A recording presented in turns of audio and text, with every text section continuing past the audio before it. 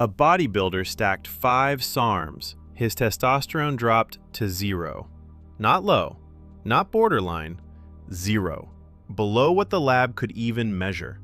His blood work came back with a number his doctor had never seen before. Or rather, the absence of one. JR was 27 years old, recreational bodybuilder, no history of endocrine disorders, no prior anabolic steroid use. He trained 5 days a week, tracked his macros, slept 7 hours a night. By every visible metric, he was the picture of disciplined health. But for the past 6 weeks, something had been wrong. Not the kind of wrong you can see, the kind you feel in your bones. A fatigue so deep that dragging himself to the gym felt like dragging himself through wet concrete. A libido that did not just decrease, it vanished entirely. Morning erections, gone. Not reduced, gone. For over 6 weeks. And then there was the tenderness. A swelling behind both nipples that he noticed in the mirror one morning. A puffiness that had no business being on a 27-year-old man's chest. A 27-year-old man presents to the endocrinology clinic with profound fatigue, complete loss of libido, and bilateral breast tenderness. He also reports erectile dysfunction, depressed mood, emotional flattening, and insomnia that started gradually over the preceding 2 months. On self-examination, he had noticed his testicles felt smaller, softer, different. That word, gynecomastia, comes from the Greek gyne, meaning woman, and mastos, meaning breast. It describes the proliferation of ductal breast tissue in a male, and in a young man with no family history and no medications, it is a red flag. Not for cancer, not yet, but for something going deeply wrong with the hormones that define male physiology. He looked healthy on the outside. Underneath, his endocrine system was in free fall. But when they examined him, they found something that made the clinical picture far worse. The blood work arrived and the numbers were staggering. 1 nanomoles per liter. That is not low normal. That is not even low. That is below the detection limit of the assay itself. The machine could not find testosterone in his blood because there was essentially none to find. 2 international units per liter. Undetectable. 5. Crushed. His brain had stopped talking to his testes entirely. The word for this is hypogonadotropic hypogonadism. Hypo, meaning under, gonado, referring to the gonads, tropic, meaning stimulating. Hypogonadotropic, understimulation of the gonads. And the cause was iatrogenic. Iatro from the Greek for healer, genic meaning born from treatment. Except this was not a treatment prescribed by any doctor. JR had done this to himself. At 27 years old, he had the hormonal profile of a man who had been surgically castrated. Not from disease, not from cancer therapy, from capsules he bought online and swallowed voluntarily. Doctors started emergency intervention, and at first it looked like it was working. All SARMs were stopped immediately. His endocrinologist started clomiphene citrate at 25 milligrams per day, a selective estrogen receptor modulator, or SARM, designed to block estrogen's negative feedback on the pituitary and coax LH production back to life. In the first 2 weeks, there were signs of hope. Energy ticked up slightly. The fog over his mood began to thin. He slept a full night for the first time in weeks. But then, around week 3, the gynecomastia worsened. His breast tissue grew more tender, more swollen. His mood crashed again. Sleep deteriorated. Here is why. His testosterone was still nearly absent, but his body was converting what little testosterone it could scrape together into estradiol through an enzyme called aromatase. With collapsed androgen levels but residual estrogen, the ratio between the two was wildly skewed. Estrogen was winning. His body was trying to restart, but the engine kept stalling.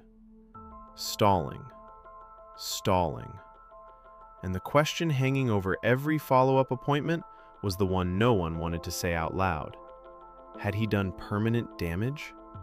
To understand why his body was fighting its own recovery, doctors had to look at what he had actually put into it, and how casually it all began. JR had never touched anabolic steroids. He avoided them deliberately. He had read about liver damage, about cholesterol crashes, about testicular shutdown, and he wanted no part of it. What he found instead were SARMs, selective androgen receptor modulators. He found them through fitness forums, through YouTube ads, through influencers who marketed them as the safe alternative, the legal loophole, the gains without the consequences. He bought 5 of them from gray market vendors online, each sold as a research chemical with a label that read, "Not for human consumption."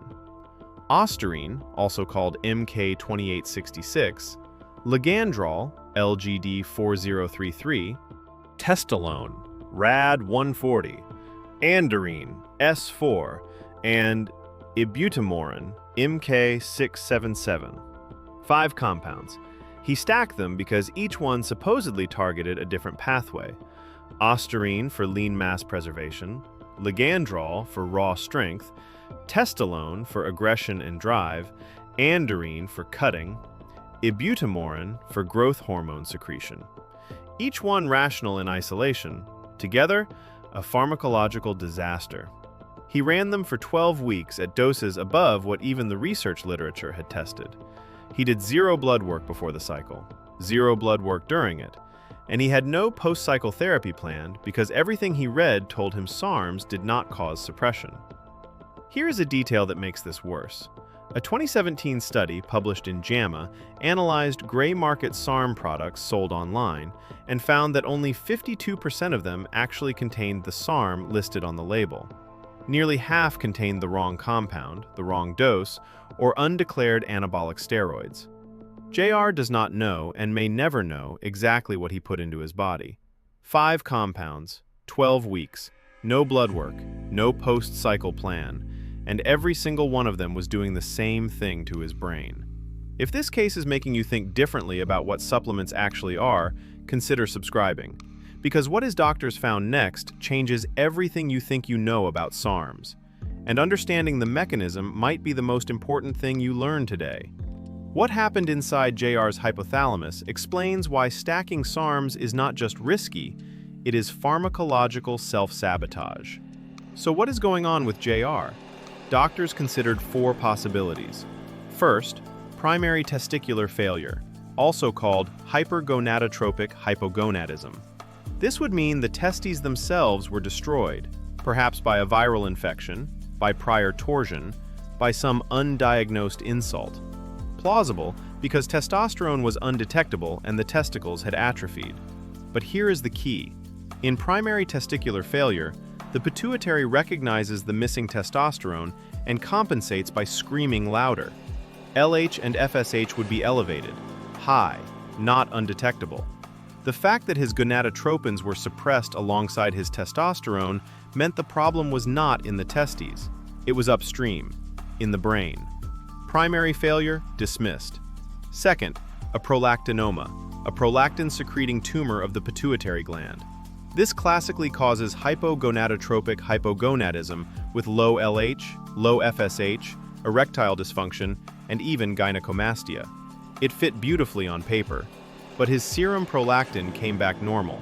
No visual field deficits suggesting a growing mass pressing on the optic chiasm.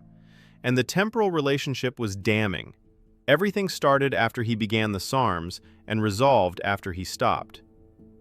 A structural lesion does not come and go with supplement cycles. Prolactinoma dismissed. Third, exogenous steroid contamination.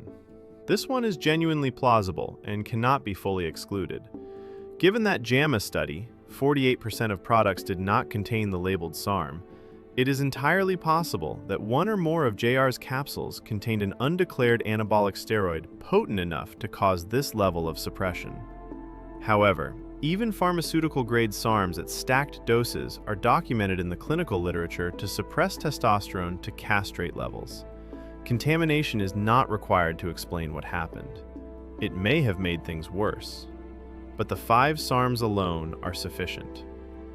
Fourth, severe depression causing functional hypothalamic suppression.